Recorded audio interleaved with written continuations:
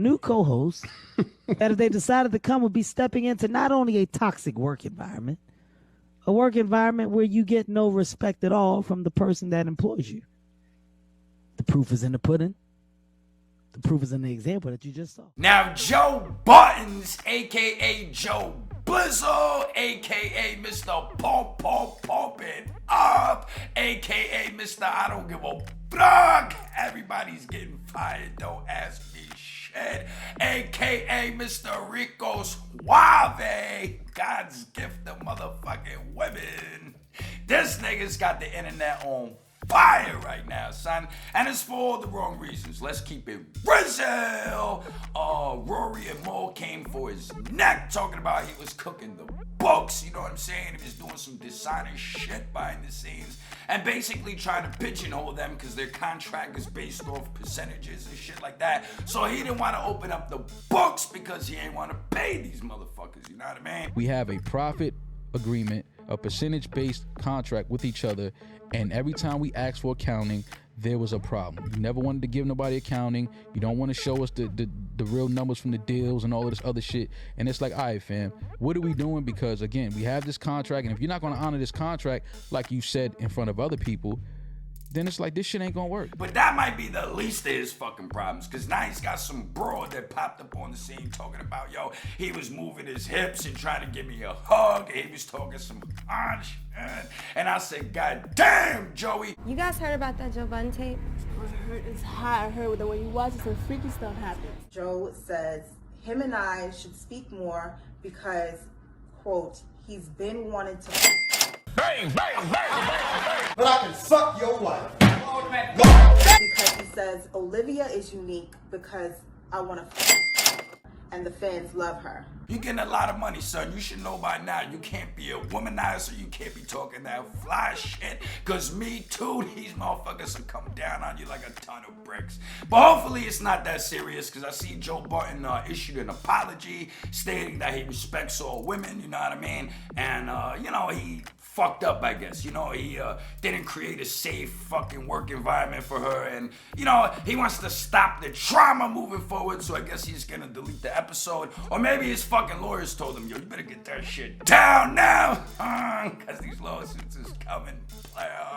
I don't know what it is, you know what I mean? But at the end of the day, I thought that we take a dive, you know what I'm saying, into Joe Budden's journey, you know what I mean? From a troubled teen, you know what I mean? Born in Spanish Harlem, El Barrio. So, you know what I mean? Becoming kind of a misunderstood rapper who was extremely talented, to later in life becoming a podcast entrepreneur. You know what I'm saying? And I believe within Joe Budden's journey, if we dig in the past, start digging in the crates, we can find some answers as to why Joe behaves the way he behaves, you know what I mean? And kind of why he's constantly burning shit down that he helped build. You know what I mean? This shit's gonna get intricate right now. So without further ado, further delay, let's get into it. Let's get inside the mind of Joe Buttons. Budden was born to Joseph Budden and Faye Sutherland on August 31st, 1980 in Spanish Harlem, El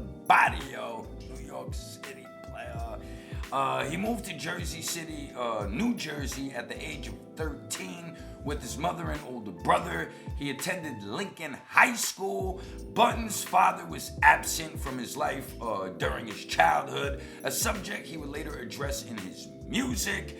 Budden was a troubled youth and sent to Laurenburg Institute, a boarding school in North Carolina, where he began to hone his skills as a rapper.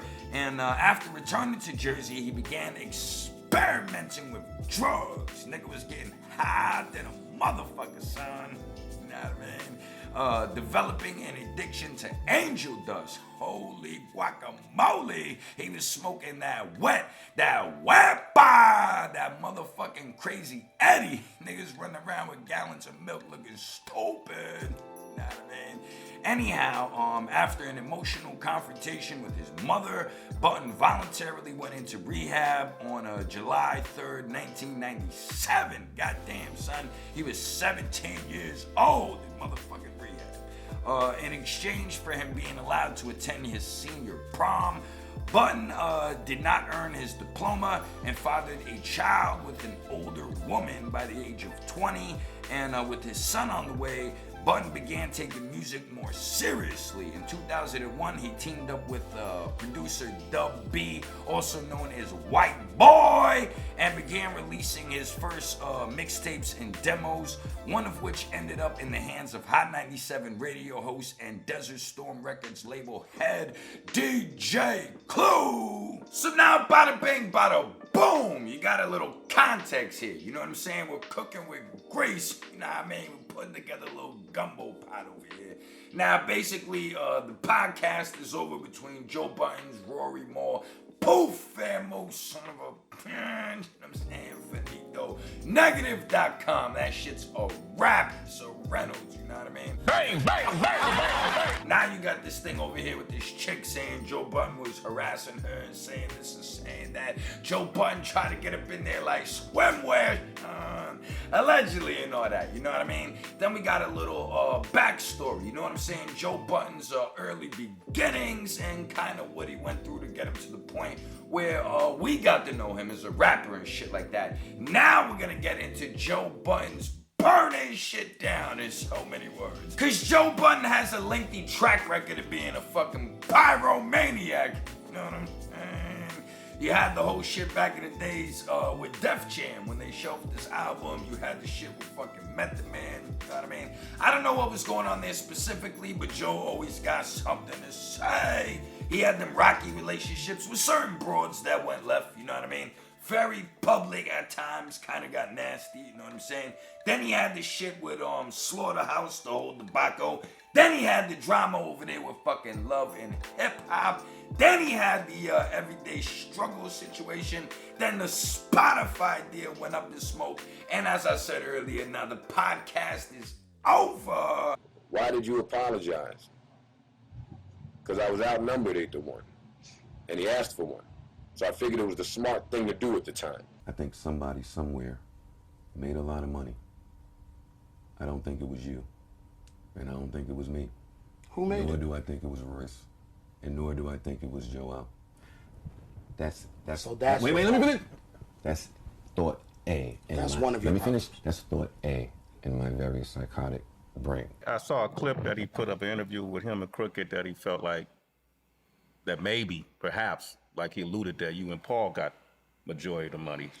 But the album, I hate to say this because I think the guys are super fucking talented, but the album didn't do much to even recoup the first budget. Then we spent hundreds of thousands of dollars on the second album that never came out.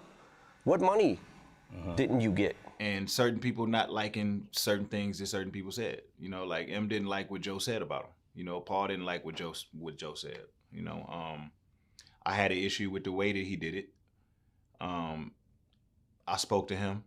You know, Joe's my friend. Joe does plenty of things. You know what I'm saying? Like, me and Joe have had plenty of conversations about things that he said. To the people that don't know how to read through the bullshit that white people say to make you judge your brother in a really horrible, nasty way, which would be me.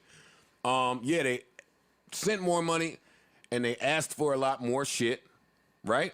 Mm-hmm. And in that same response, because people just say the stupid shit and don't even know what they're saying, important to get information with, when they don't know they're giving it, is that they expect you,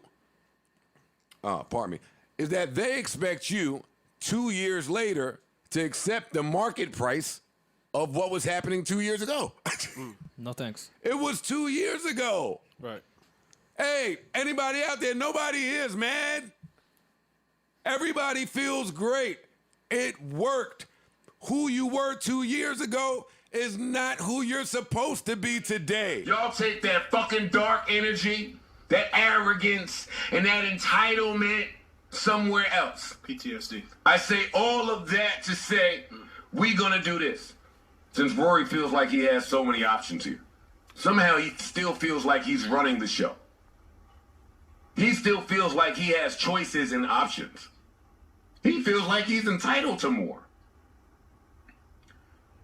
Rory, you are in breach of your contract, and from this point forward, you are fired, and you're not welcome back. Now let's get into the mind of Joe Budden, you know what I mean? And the reasoning and logic behind his decision making. Now, in my opinion, the fact that Joe Budden's lacked a strong father figure early on in his life, I think it damaged him psychologically, you know what I'm saying? And in return, it makes it extremely challenging for him to trust people with his life in their hands, you know what I mean? So in order to feel like he's in control of his destiny, or, you know, feel like he's the top shotter within certain scenarios, he lashes out prematurely at the people that are closest to him when he feels depressed or unhappy or he's feeling powerless, you know what I mean? So he says outlandish, controversial shit. He belittles motherfuckers at times in order to get people to respect his perspective and bow down, motherfuckers.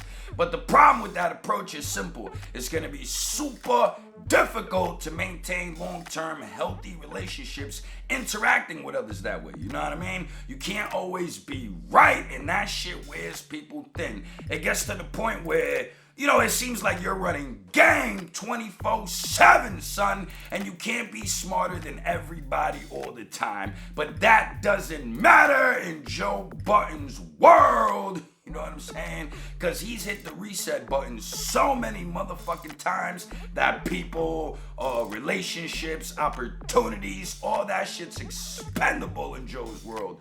People come and people go, hence like his father did early on in his life. You know what I'm saying? So in order to maintain this normality, Joe welcomes chaos, confusion, dysfunction, and drama as a means to facilitate his strength, power, and you know, be the shot caller within the situation, which translates into success in his mind. You know what I mean? Joe will always be number one. Joe will always come first, and Joe knows all, bitch. And if you don't like it, you can bounce for the motherfucking ounce. You know what I'm saying? And as far as being a womanizer, you know what I'm saying? Joe likes to push the limits and dominate the opposite sex with his mental gymnastics. You know what I'm saying? He gets a rush out of getting females to bend their will and give up that box. You know what I'm saying?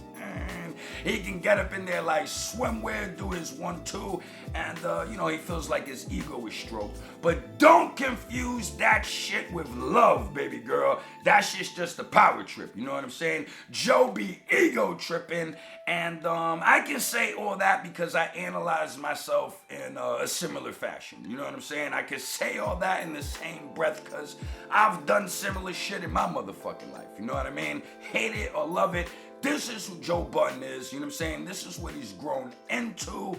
And pretty much that's all I gotta say about this, you know what I mean? I hope y'all enjoyed this trip into the mind of Joe Blizzo, aka Joe Budden, aka Mr. Pump It Up, aka Mr. I don't give a fuck. Everybody's getting fired, you know what I'm saying?